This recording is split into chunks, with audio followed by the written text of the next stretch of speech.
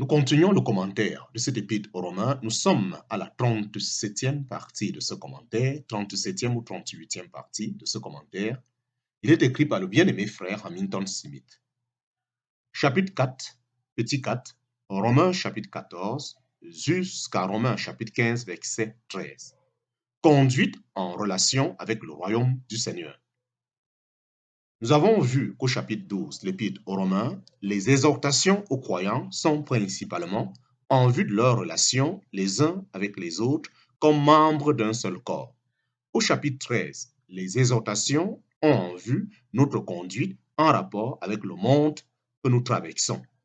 Dans le chapitre 14 jusqu'au chapitre 15 du verset 13 du livre de Romains, les exhortations sont en relation avec le Seigneur et se rapportent à notre conduite en tant que sujet de son royaume. Cette section d'épître commence par parler de l'esprit dans lequel nous devrions nous recevoir l'un l'autre et se termine avec des exhortations qui, si elles étaient suivies, nous lieraient ensemble dans la joie et la paix.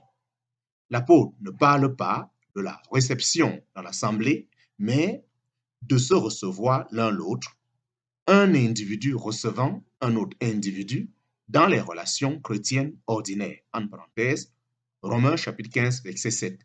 Il est important de voir la vraie portée de ce passage car il a été très souvent utilisé à tort pour soutenir l'idée fausse que, du fait qu'une personne est chrétienne et dans ce sens a été reçue par Dieu, nous sommes tenus de la recevoir dans la communion de l'Assemblée sans tenir compte de ses associations et de son état spirituel.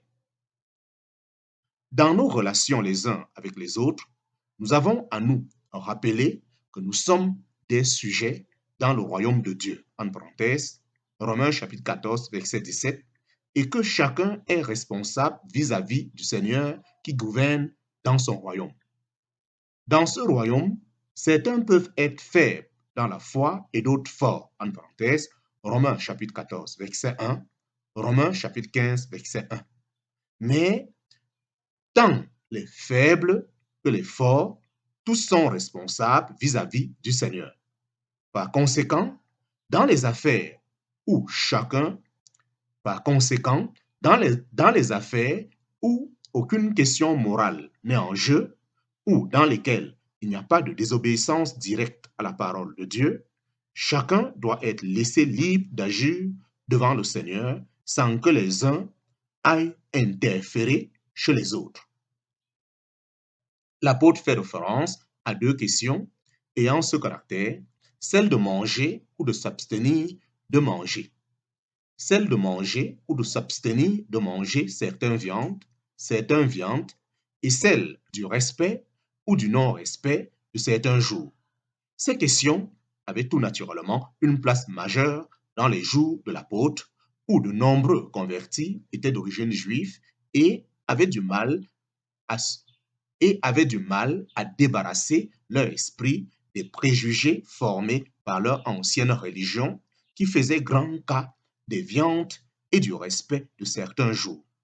Les croyants d'origine païenne étaient plus facilement disposés à laisser de côté de telles choses, voyant que les systèmes idolâtres auxquels ils avaient été rattachés étaient totalement faux.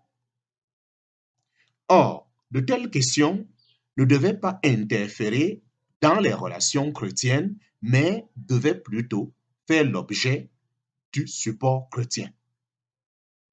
Les faibles ne sont pas ceux qui tolèrent le mal ou qui marchent dans la désobéissance à la parole, mais plutôt ceux qui ne sont pas dans la pleine liberté du christianisme. Ceux qui peuvent être très légaux sur ces points mineurs et qui donc ont une conscience non seulement délicate, mais même maladive. Les faibles ne sont pas ceux qui tolèrent le mal ou qui marchent dans la désobéissance à la parole, mais plutôt ceux qui ne sont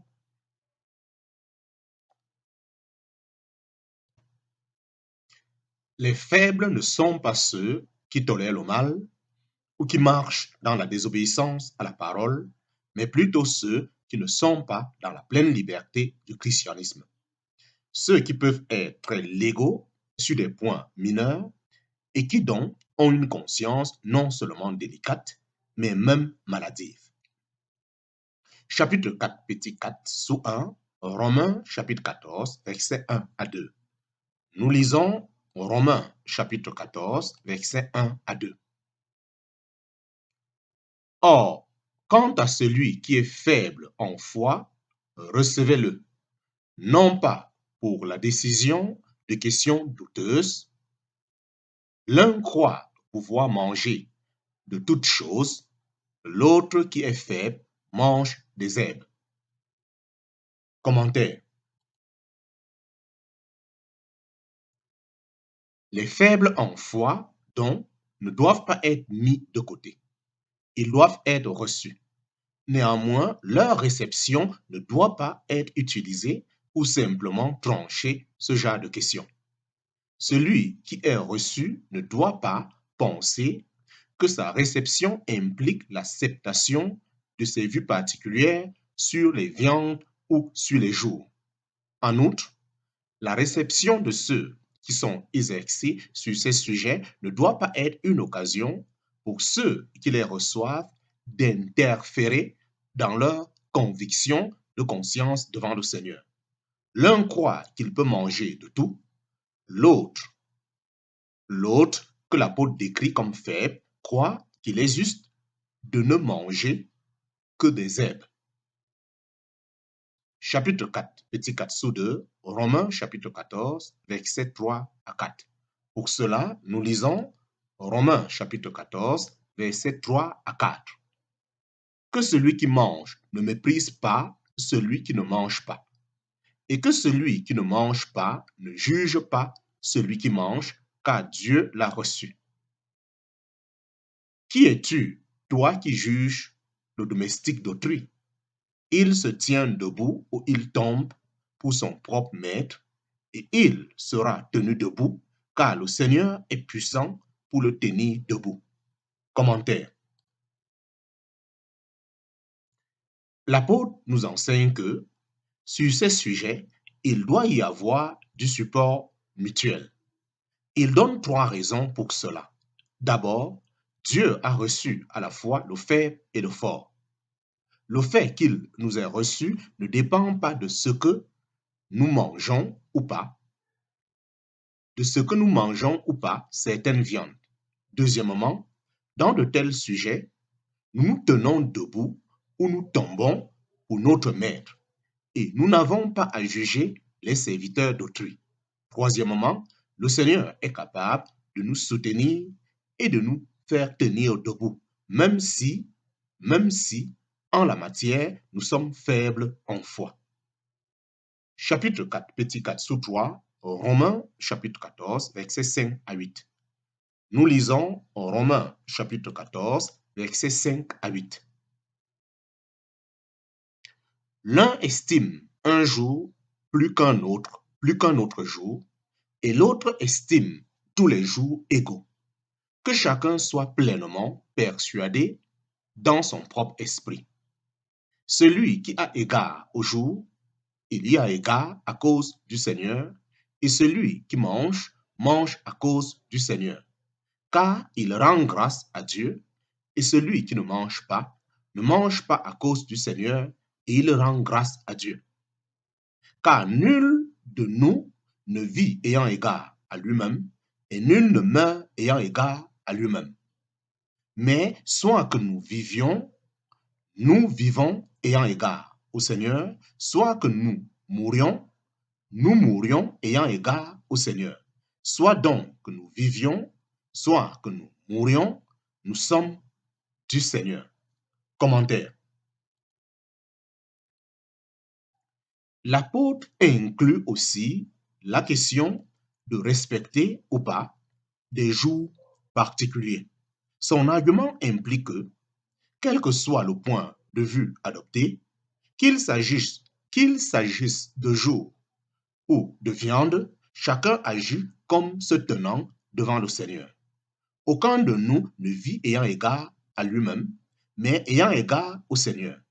Il est bon de voir que l'apôtre ne parle pas ici du jour du Seigneur. L'observation du premier jour de la semaine en tant que jour du Seigneur a la sanction de l'Écriture et n'est pas laissée comme une question ouverte. En parenthèse, Jean chapitre 20, verset 19, Actes chapitre 20, verset 7, 1 Corinthiens chapitre 16, verset 2, Apocalypse chapitre 1, verset 10. Chapitre 4, petit 4, chapitre 4, petit 4, sous 4, Romains chapitre 14, verset 9 à 12. Nous lisons Romains chapitre 14, verset 9 à 12. Car c'est pour cela que Christ est mort et qu'il a revécu, afin qu'il dominât et sur les morts et sur les vivants. Mais toi, pourquoi juges-tu ton frère? Ou aussi toi, pourquoi méprises-tu ton frère? Car nous comparaîtrons tous devant le tribunal de Dieu. Car il est écrit, je suis vivant, dit le Seigneur, que tout genou se ploiera devant moi et que toute langue confessera hautement Dieu. Ainsi donc, chacun de nous rendra compte pour lui-même à Dieu. Ne nous jugeons donc plus l'un l'autre, mais jugez plutôt ceci, de ne pas mettre une pierre d'achoppement ou une occasion de chute devant votre frère. Je sais et je suis persuadé dans le Seigneur Jésus que rien n'est souillé par soi-même, sauf qu'à celui qui croit qu'une chose est souillée, elle lui est souillée. Commentaire.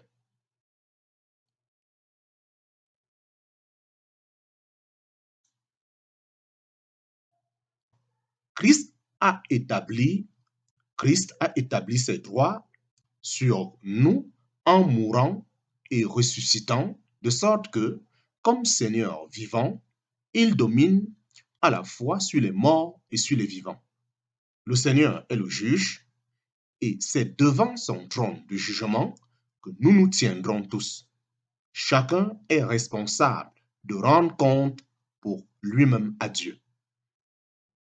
Ainsi, dans les 12 premiers versets, nous sommes avertis de ne pas méconnaître la conscience d'un autre devant le Seigneur en ignorant les droits du Seigneur sur chacun ou en interférant avec nos responsabilités individuelles vis-à-vis du Seigneur.